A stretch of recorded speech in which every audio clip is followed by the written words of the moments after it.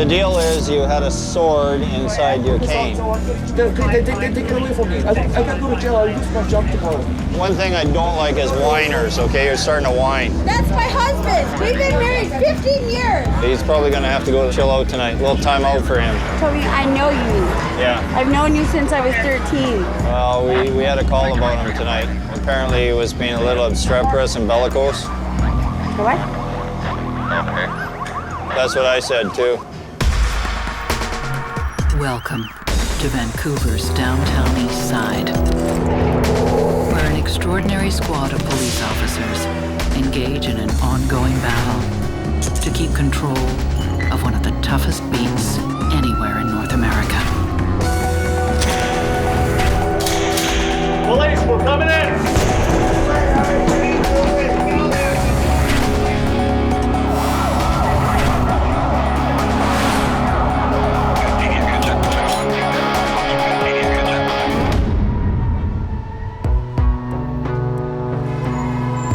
Vancouver's downtown east side has one of North America's highest concentrations of drug addicts.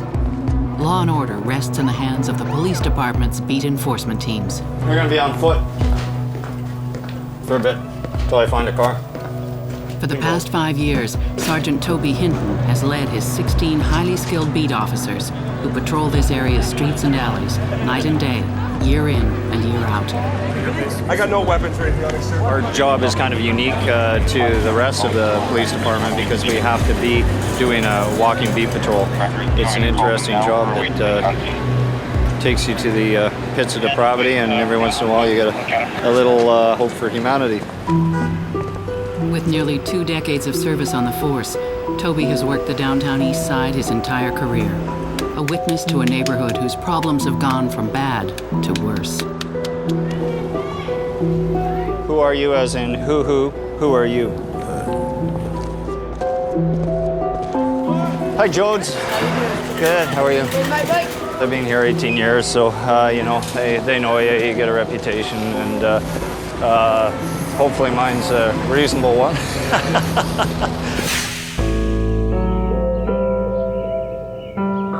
Far from the streets of the downtown east side lives Constable Kristie Fisher, who's been working in Toby's squad for 4 years. Phenomenal man, phenomenal police officer, phenomenal people person. He looks after people really well. Like Toby, Kristie's passionate about her work. It's my neighborhood to protect. It's my neighborhood to try my hardest to keep safe. Kristie and her wife Dominique have been trying to have a baby, and she's taken medical leave in an effort to become pregnant through artificial insemination. Today, she's returning to the downtown east side. I'm not pregnant, so then we gotta start all over, and it just means a whole nother process. But you know what? We still have high hopes, and good things happen to good people, and it'll come. At the beat enforcement team headquarters, Kristie attends her first parade in 2 weeks. We've had a total of 12 inseminations. This was the 12th, so yeah. Oh my God, I'm all over the map here. Got my gun, I've got my radio. Oh God, what a gong show. Oh well, some things just don't change. In the downtown east side, many drug addicts are forced into a life of perpetual crime in order to feed their habits. The police call them chronic offenders. On the ground! Get on the ground! Undeterred by short jail sentences, a new breed of chronic offender has emerged. The super chronic offender, those with more than 100 charges against them. The issue of chronic offending is no small issue. You talk to anybody who's had their place smashed in, had their personal possessions rifled, and had family heirlooms stolen, and they sometimes carry that grief for the rest of their life. Toby is on the lookout for one of the neighborhood's most prolific chronic offenders, who's just been named a suspect in another robbery. I think he's got something like 200 convictions. He's like an automaton for theft. Must steal, must steal, must steal. Toby searches through the area's web of back alleys. Moving from the store, and you advise And it's not too long before the suspect is tracked down. Put your hands behind your back there, Kev. I don't have anything. Well, what I'm doing is arresting you for a theft that occurred earlier in Gastown. No, I didn't. You sure? Yeah. Please. Anything you do I so just take medication. I take a negative pill. I know. You guys are all loonies. Right out of the ballpark, I'll tell you. So you think you're my father or something? What do you want from me? Huh? I'd like you to stop stealing.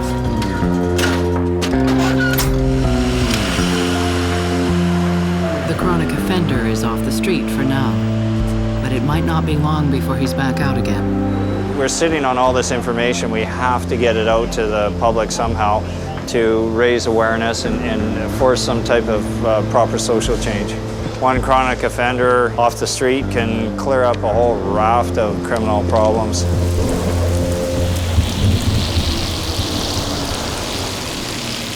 Constable Kristie Fisher is well into her first shift back on the beat. Just put your hands down. I was just making it easier, man. Okay. Makes me nervous. Kristie and her partner, Constable Tara Monroe, have arrested a well-known chronic drug user who's been jailed numerous times. Well, you've always been more than pleasant to deal with. You don't realize the bond that you actually do form. I mean, the people that you come across in the downtown east side, there's lawyers, there's doctors, and for some reason, something happened in their life and drugs got the best of them. You want a what? A muffin? Do you deserve a muffin? Yes. Okay, come on. In you go. We just usually go to the Carnegie and hang out there. Later that night, Kristie and Tara escort home a local resident who's been receiving violent threats from an ex-boyfriend. She's a little nervous at night to walk alone, so we walk her home. Her ex-boyfriend lurking around, still following her. The woman is home safe, but the beat enforcement team can't protect everyone at all times. A few blocks away, Sergeant Toby Hinton and his team rush to a rooming house. A woman has been reported tortured. In the downtown east side, female drug users are sometimes beaten and get their hair shaved off when drug debts are not repaid on time. They've just beat the shit out of her. Like, they shaved her head. She's got a big welt here. They hit her with a stick. They stomped on her head, so she's getting swelling in her jaw. They stomped on her chest, and she says it really hurts. Okay, so you stick with the victim, okay? I'll stay with her. Yeah, I'm gonna have to get Did she say why? She's drug debt. It's over drugs. Because the guy down here said somebody was yelling, you owe us $300. Sergeant Hinton sends his squad to canvass the building, looking for any witnesses willing to come forward. The tenants provide little information, and the victim is still too scared to talk.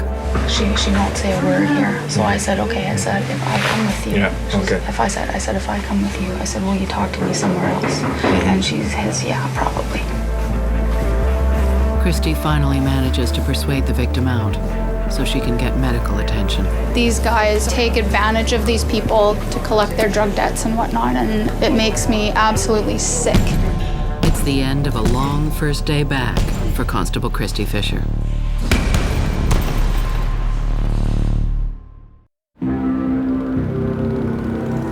At the squad's daily briefing, Sergeant Toby Hinton updates his team on the recent head shaving incident.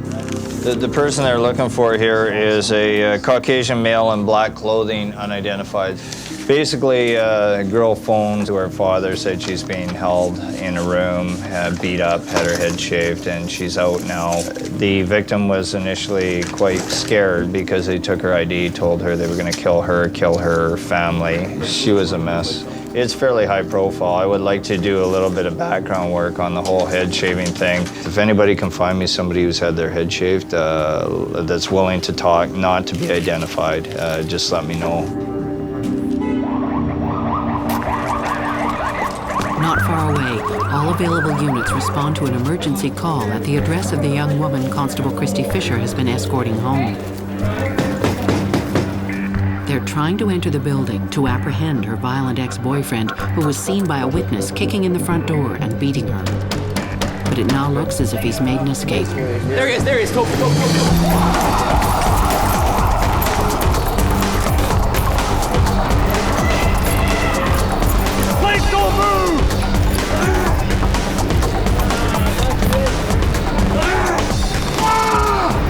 Stay down. And you're under arrest for assault. You would die. That's it. Yeah.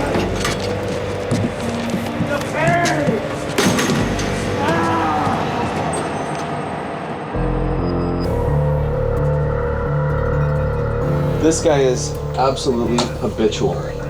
Back at headquarters, Sergeant Toby Hinton learns that the chronic offender he recently arrested is back out on the street. Is that Kevin Morgan? He's already a suspect in another robbery. $2,600 theft out of a safe at the dollar store. You've got, It's definitely him. Yeah. That's Kevin. yeah, ID has been confirmed on that theft charge, so he is arrestable.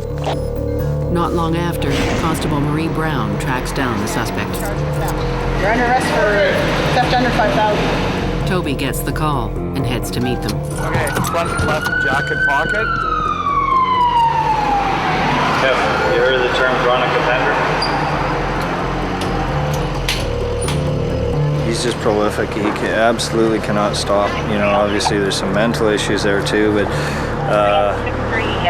he's a one-man crime wave.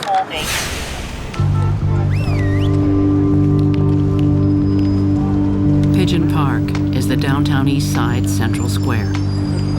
During a routine patrol, Constables Tim Russell and Christiane Prévost come across a woman with half her hair shaved off. Can you take off your hat? Yeah. It's almost shaved off. By who?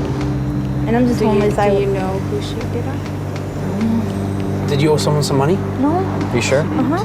People don't just do that for no reason, so there's a reason. I gotta pee. All right.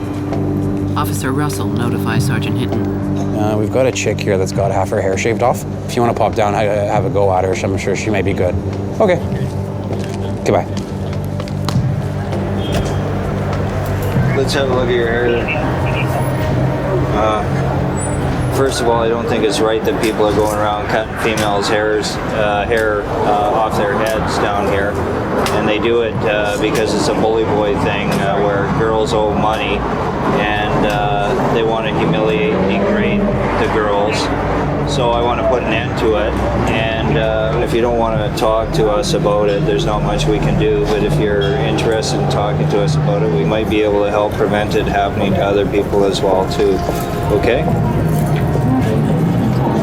Okay, take care. You know, it's a form of torture. Right? To take someone, to take a young woman and shave half her hair off, it's almost demoralizing.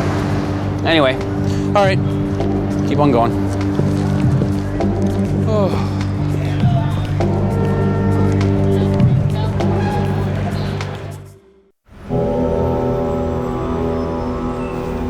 Sergeant Toby Hinton is at a meeting with the police brass discussing how they can raise public awareness about the short sentences chronic offenders have been receiving.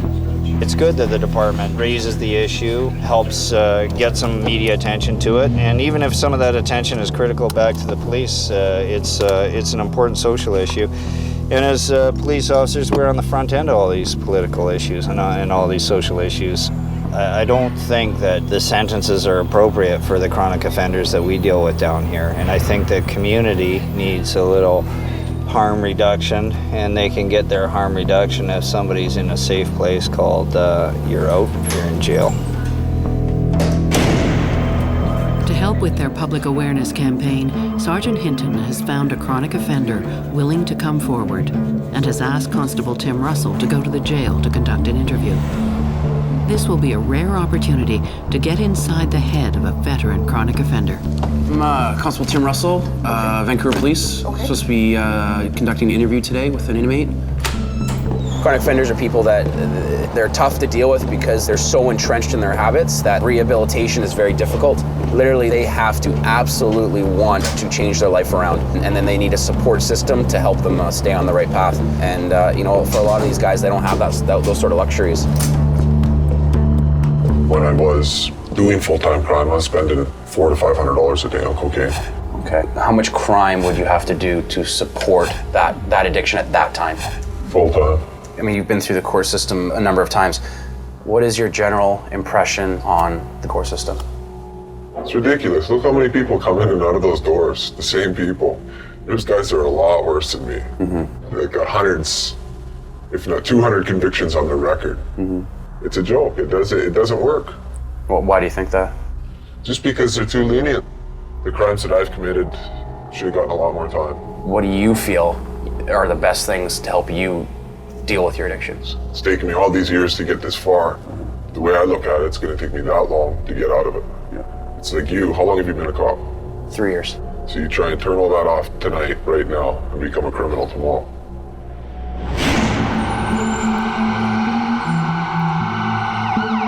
In the downtown east side, many of the residents live in rooming houses called SROs. They live in cramped spaces, often overrun with rodents, bedbugs, and sometimes airborne disease.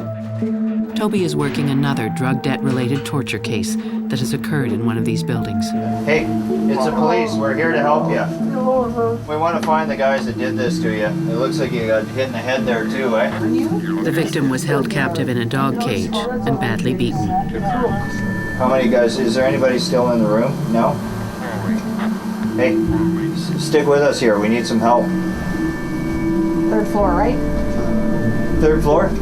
More than that. Toby contacts headquarters. Given the seriousness of his injuries and the fact that this is an unlawful confinement and beating going on in a rooming house, what I want to do is a room-by-room canvass to make sure there isn't any additional victims that are confined in a room. I just want to make sure you're okay with that. Toby gets the go-ahead.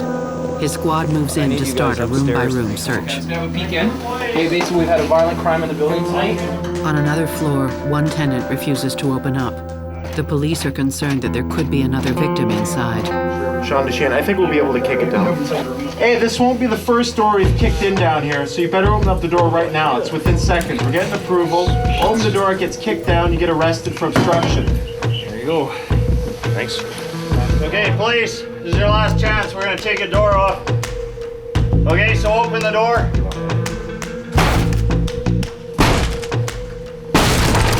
Hey, please, hands up. Get out of bed, get out of bed. Just cuff him. Inside, no other victims are found. Only a man who matches the suspect's description. The arrest is made.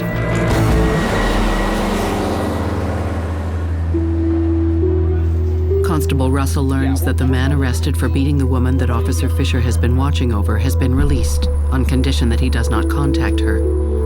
Because this hasn't protected the victim in the past, Tim advises Kristie. For breaking down her door, assaulting her, threatening to kill her, and telling the police on his arrest that his only salvation in life will be her death, he gets no jail time. Does this make any sense? Like, look at what we responded to, and that's what he gets. Unbelievable. Okay. Thanks for letting me know. So now we have a victim who's absolutely scared, lack of a better word, shitless, and he's walking around here free as a bird. It sickens me. It absolutely sickens me. You know what? When you work really hard down here and you care about the people that you actually work with, and then you see them having to live a life of absolute fear because our justice system doesn't back victims up or us up, it's quite saddening. It's infuriating, actually.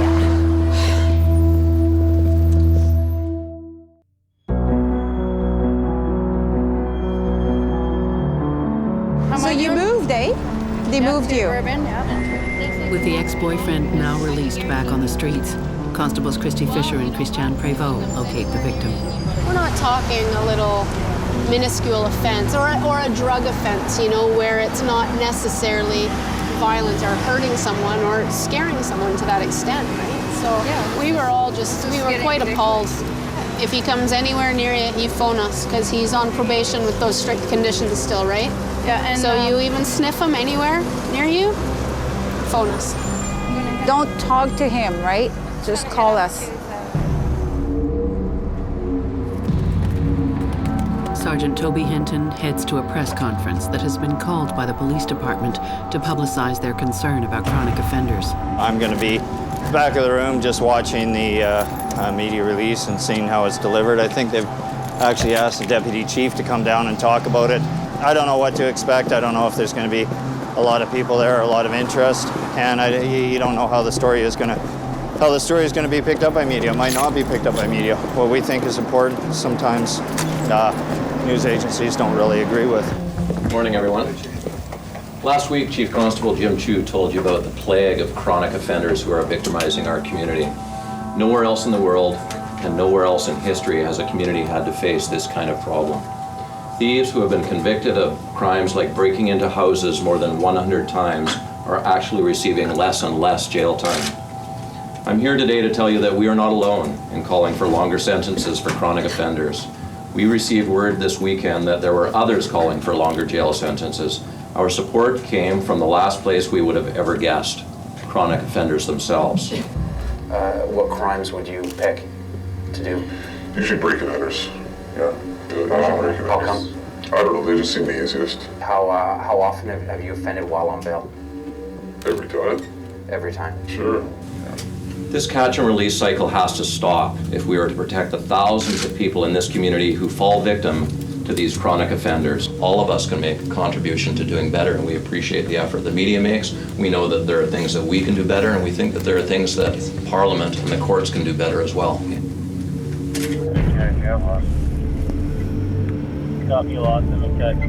Later that night, as Toby works the beat, news of the press conference on chronic offenders hits the media.